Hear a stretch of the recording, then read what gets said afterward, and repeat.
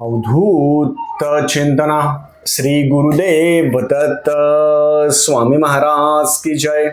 छत्रपती शिवाजी महाराज की जय. श्री स्वामी समर्थ. आज मी आपल्याला आज वरुथनी एकादशी आहे. त्या एकादशीचं महत्व काय आहे? आपण एक दिवसीय किंवा 3 दिवसीय व्यंकटेश स्तोत्र अनुष्ठान कसं करू शकतो? खूप जणांच्या मनामध्ये अजून पण भीती आहे. व्यंकटेश स्तोत्र त्यांना जर सांगितलं ते खूप घाबरतात. ते म्हणतात दादा रात्री 12 वाजता वाचायचं का? हे कोणी सांगितलं? व्यंकटेश स्तोत्र अनुष्ठान एकादशी निमित्त आपण प्रत्येक एकादशीला 9:30 वाजता यूट्यूब चॅनल श्रीकेतन कुलकर्णीवर विनामूल्य आणि लाईव्ह 21 वेळा व्यंकटेश स्तोत्र संस्कृतमध्ये घेत असतो. तर आपण एक दिवसीय किंवा 3 दिवसीय व्यंकटेश स्तोत्र कसं करायचं याच्याबद्दल आज मी पूर्ण माहिती सांगणार आहे. चॅनलवर पहिल्यांदा आला असेल तर अवश्य सबस्क्राईब करा, म्हणजे येणारा नवीन व्हिडिओ श्री स्वामी समर्थ महाराजांचे गुरुचैत्राची आणि नवनाथ पारायणाबद्दल माहिती भेटेल.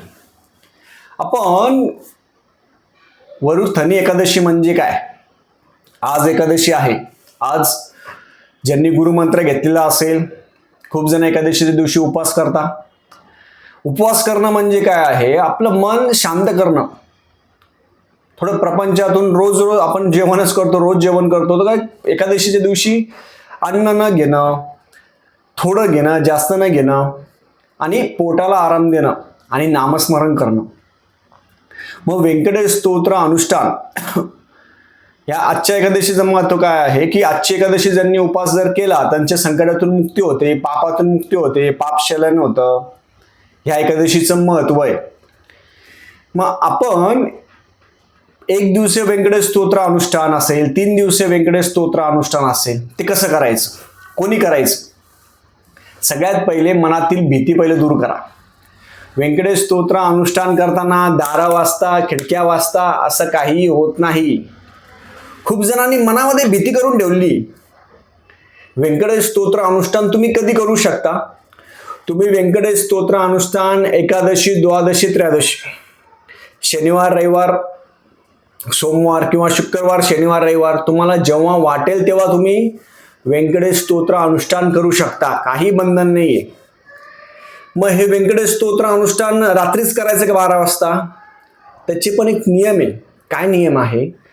हे व्यंकटेश स्तोत्र अनुष्ठान हे जे आहे हे जर तुम्ही अति संकटामध्ये असाल तरच तुम्ही रात्री 12 वाजता व्यंकटेश स्तोत्र अनुष्ठान वाचावं.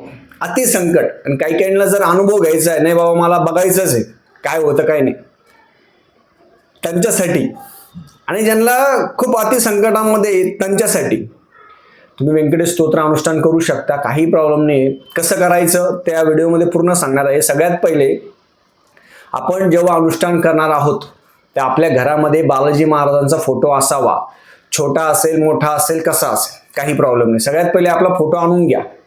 कारण की प्रत्येक एकादशीला रात्री 9:30 वाजता यूट्यूब चॅनल श्रीकेतन कुलकर्णीवर आपण लाईव्ह आणि विनामूल्य सेवा घेत असतो. म्हणजे सगळेजण सामूहिक सेवा घेत असतो आपण. तर या सेवेला पण आपल्याला भाग घेता येईल.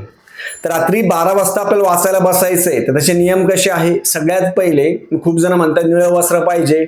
असं काही नाही हो. मनात भाव पाहिजे. माझं स्पष्ट मत आहे. तर तुम्हाला महिला असेल, पुरुष असेल, मुली असेल, कोणी असेल, कोणीही व्यंकटेश स्तोत्र अनुष्ठान करू शकतो. तुम्हाला रात्री 12 वाजता करायचं आहे ना, बरोबर 12 वाजता, त्याच्या अगोदर 11:30 वाजता तुम्ही आंघोळ करून तयार राहायला पाहिजे. स्नान करायचं. मग तुम्ही म्हणणार 12 वाजता वाचायचंय तर आम्ही 12 वाजेपर्यंत मोबाईल पाहत बसतो, 12 वाजेपर्यंत आम्ही झोपून घेतो. असं नाही चालत. तुम्ही झोपायचं नाही 12 वाजेपर्यंत. तेच तर मुख्य गोष्ट आहे. झोपायचं नाही 12 वाजेपर्यंत. 12 वाजता आपल्याला चालू करायचं आहे, पण तुम्हाला 11:30 वाजता आंघोळ करायची. हे लक्षात घ्या. हाच मोठं कार्य आहे. 11:30 वाजता तुम्ही बरोबर जायचं, आंघोळ करायची, स्नान करायचं. स्नान केल्यानंतर सवळं घालायचं. आता सवळं कोणतं? तुम्ही म्हणणार मग आम्ही नाईट पॅन्टवर करतो, काही जण महिला म्हणणार आम्ही गाऊनवर करतो, आम्ही रात्रीच्या कपड्यावर करतो. असं चालत नाही. आपलं वस्त्र प्रॉपर पाहिजे. पुरुषांनी धोतर घाला, सवळं घाला, लुंगी घाला. भस्म लावायचं. हे कसं लावलं? भस्म, कपाळी भस्म, दोन्ही हाताला भस्म, छातीला भस्म, पोटाला भस्म. महिलांनी साडी घालावी प्रॉपर. मुली असेल, कोणी असेल, महिलांनी प्रॉपर साडी घाला, हातामध्ये बांगड्या घाला. हे लक्षात ठेवा. तुम्ही म्हणणार टी शर्टवर करतो, नाईट पॅन्टवर करतो, गाऊनवर करतो, असं नाही चालत. नाही चालत. प्रॉपर साडी घाला. कोणतीही साडी घातली काही प्रॉब्लेम नाही. काळी साडी सोडून कोणती कलरची साडी घातली काही हरकत नाही आहे. साडी असेल, हातात बांगड्या असेल, भस्म असेल, हे सगळं करून आपण 11:30 वाजता आपलं आसन घ्यायचं आणि कॉईन 21 कॉईन घ्या. कॉईन म्हणजे काय? आपल्याला मोजण्यासाठी लागतं. 1 रुपया 2 रुपये जेवढे असेल ते 21 कॉईन घ्यायचे. बरोबर 11:30 पावणे 12 वाजता 11:30 वाजता आपली आंघोळ झाली तर बरोबर 11:30 पावणे 12 वाजता म्हणजे 11:40 आपण आपल्या पूजेसमोर बसायचं. 11:40.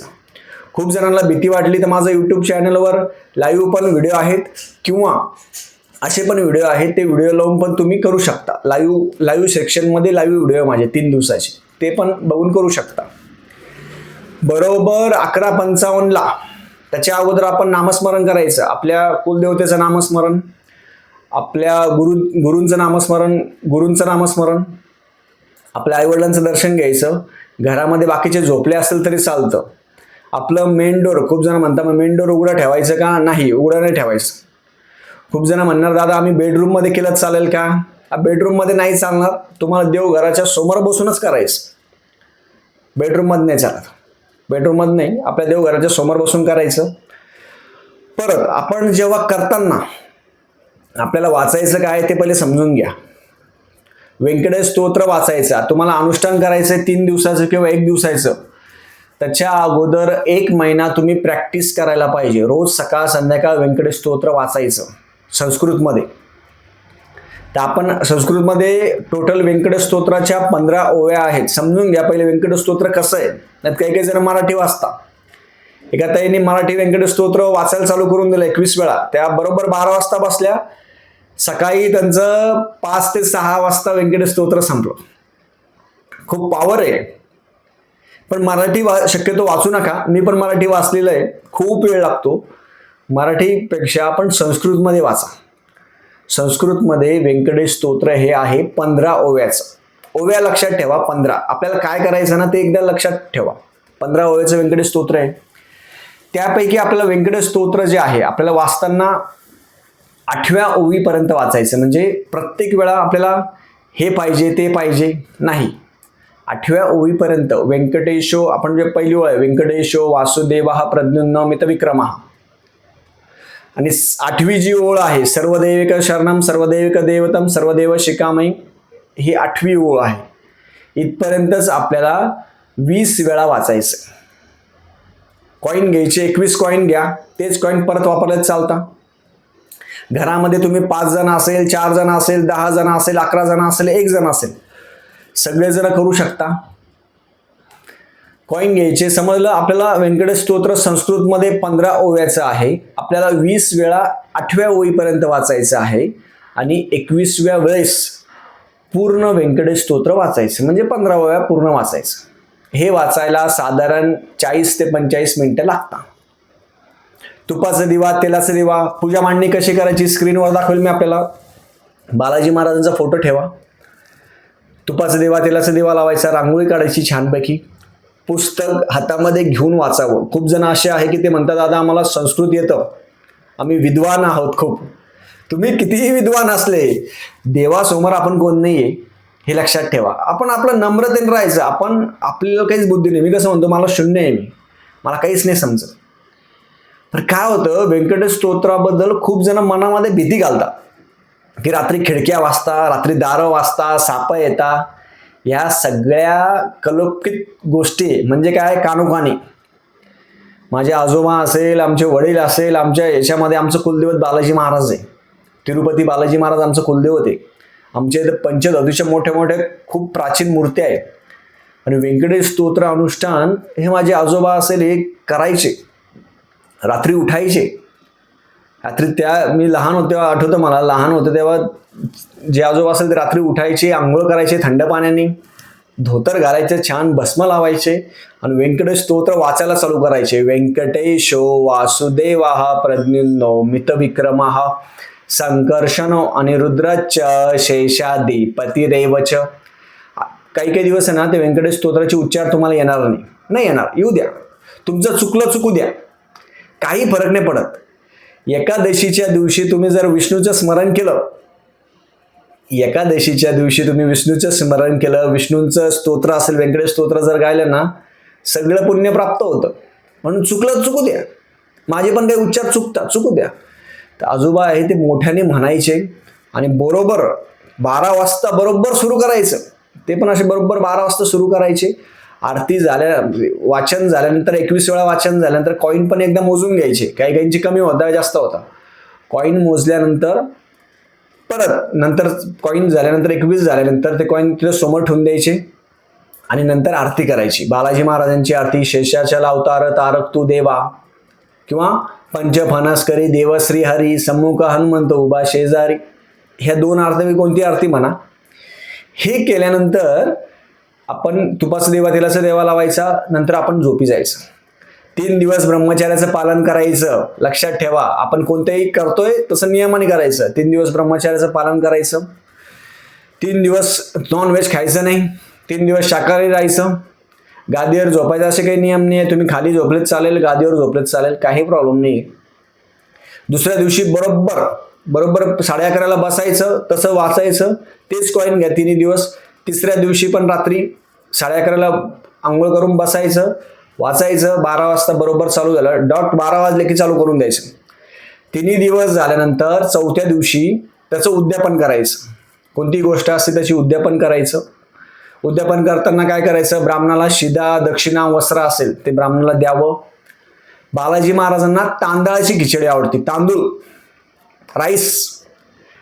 खूप जण म्हणतात खिचडी म्हणजे काय, खूप जणांची कमेंट होते, म्हणून मी सांगतो. बालाजी महाराजांना तांदूळाची म्हणजे राईसची खिचडी असेल, साधी खिचडी आवडती. खारे शेंगदाणे असेल, खडी साखर असेल, हे बालाजी महाराजांना प्रिय आहे. 4थ्या दिवशी ब्राह्मणाला शिदा दक्षिणा वस्त्र द्यावे, आरती करावी, हा नैवेद्य दाखवायचा आणि बालाजी महाराजांचं दर्शन घ्यायचं. असा अनुभव आहे जे 3 दिवसीय किंवा 1 दिवसीय. आता 1 दिवस ज्यांनी अनुष्ठान केलं, 1 दिवसाने असंच करायचं, दुसऱ्या दिवशी उद्यापन करून घ्यायचं आणि 3 दिवसीय व्यंकटेश स्तोत्र अनुष्ठान असंच करायचं. हे व्यंकटेश स्तोत्र अनुष्ठान जो व्यक्ती करतो, तुमच्या ज्या अडकलेले कामं असेल, लग्न असेल, मुलबाळ असेल, काही गोष्टी असेल, आपल्या जे मनोकामना असेल ते पूर्ण होतं. पहिल्या दिवशी संकल्प करून घ्यायचा. 11:30 वाजता तुम्ही जेव्हा बसणार तेव्हा हातामध्ये पाणी घ्यायचं, गंधाक्षता फूल घ्या, तुमचं नाव घ्या, गोत्र घ्या आणि आपल्या देवघराजवळ 2 विड्याची पानं, 1 सुपारी ठेवायची. आणि ते ठेवल्यानंतर आपण संकल्प करायचा. संकल्प करताना हातामध्ये पाणी घ्यायचं, तुमचं नाव घ्या, गोत्र घ्या, गोत्र माहीत नसेल काश्यप गोत्र घ्या आणि असं म्हणायचं की 3 दिवसीय किंवा 1 दिवसीय व्यंकटेश स्तोत्र अनुष्ठान संस्कृत बालाजी महाराजांनी आमच्याकडून करून घ्यावं. तुमची मनोकामना म्हणायची काय आहे आणि पाणी खाली सोडून द्यायचं. हे 3 दिवसीय किंवा 1 दिवसीय अनुष्ठान करायच्या अगोदर 1 महिना तुम्ही रोज 3 वेळा व्यंकटेश स्तोत्र वाचायची प्रॅक्टिस करावी. तुम्ही 3 वेळा रोज व्यंकटेश स्तोत्र जर वाचलं तर तुम्हाला उच्चार चांगले होतील. आणि व्यंकटेश स्तोत्र हे फक्त रात्री वाचायचं आहे का, नाही, तुम्ही रोज वाचा. रोज आपल्या सगळ्या भूतबाधा काही असेल, कोणाला करणी असेल, कोणाला बाहेरची बाधा असेल, हे सगळं निघून जातं व्यंकटेश स्तोत्राने. व्यंकटेश स्तोत्र फक्त पैशासाठी करू नका. मला पैसा पाहिजे, गाडी पाहिजे, घर पाहिजे, हे पाहिजे, ते पाहिजे, ते सगळं भेटणार आहे. पण प्रत्यक्ष मूर्ती अवतरली. तुम्ही व्यंकटेश स्तोत्र अनुष्ठान करताय आणि तुमच्या बाजूला जर बालाजी महाराज आले तर तुम्ही काय वर मागणार आहे मला एक कमेंट करून सांगा. कारण म्हणून मी सगळ्या शेवटी घेतलंय. तुम्ही अनुष्ठान करताय, बालाजी महाराज आले, प्रत्यक्ष मूर्ती अवतरली, तर तुम्ही काय वर मागणार आहे? कोणी काहीच वर मागू शकत नाही. माणूस लटलट कापतं. भास होतो. मला पण मागच्या वेळेस असा भास झाला होता की कोणी आपल्या आजूबाजू आहे ते स्वतः प्रत्यक्ष चिरंजीव आहे. 2च देव चिरंजीव आहे, एक हनुमंतराया आणि दत्त महाराज. स्मरण मात्र हनुमंतराय म्हणजे बालाजी महाराजांचं स्वरूप आहे. म्हणून तुम्ही जेव्हा मनापासून सेवा करता, सगळे नियम पाळून करता आपल्या आजूबाजू बालाजी महाराज ऐकण्यासाठी येत असतात. घाबरायचं नाही. प्रत्यक्ष मूर्ती अवतरली, बालाजी महाराज जरी आले ना, त्यांना आसन ठेवायचं, दर्शन घ्यायचं. घाबरायचं नाही. तुमच्या तोंडातून काहीच निघणार नाही, हे पाहिजे ते पाहिजे, काहीच नाही. मला फक्त सेवा पाहिजे. मला पण तसा भास झाला होता. आजूबाजू कोणतरी आहे, मी फक्त नामस्मरण केलं होतं, व्यंकट गोविंदा गोविंदा गोविंदा, फक्त गोविंदाचा जे घोष केला होता आणि दर्शन घेतलं होतं, बस. म्हणजे लोकांच्या मनामध्ये व्यंकटेश स्तोत्राबद्दल एवढी भीती आहे, खूप भीती आहे. ही भीतीच आपल्याला दूर करायची आहे. त्याच्यामुळे जास्त ताण घेऊ नका. सगळ्यांनी व्यंकटेश स्तोत्र अनुष्ठान तुम्ही अजून पण केलं नसेल तर करावं. अमावस्या सोडून तुम्ही कधीही 3 दिवस करा. असं पण कोणी 12पर्यंत 1पर्यंत झोपत नाही. ती सेवा करून बघा, तुम्हाला एक प्रकारची ऊर्जा येईल, मन स्ट्रॉंग होईल, मनातली भीती निघून जाईल. मुली असेल, महिला असेल, काही प्रॉब्लेम नाही. आपली आई असेल, कोणी असेल, त्यांना आपल्या बाजूला बसून करावं, काही प्रॉब्लेम नाही. सवळ घालून करायचं. नंतर दिवा हे करून रात्री झोपी जायचं आणि 3 दिवसीय ब्रह्मचर्याचं पालन करायचं, बस. आणि वर्षभर किंवा आपण नंतर अनुष्ठान झाल्यानंतर पण रोज व्यंकटेश स्तोत्र आपण वाचायला पाहिजे. तसं फळ खूप छान भेटतं. तर आज रात्री पण व्यंकटेश स्तोत्र अनुष्ठान आपण लाईव्ह घेणार आहोत. त्यासाठी सगळ्यांनी यावं. झालेली सेवा मी बालाजी महाराजांच्या रुजू करतो. श्री स्वामी समर्थ.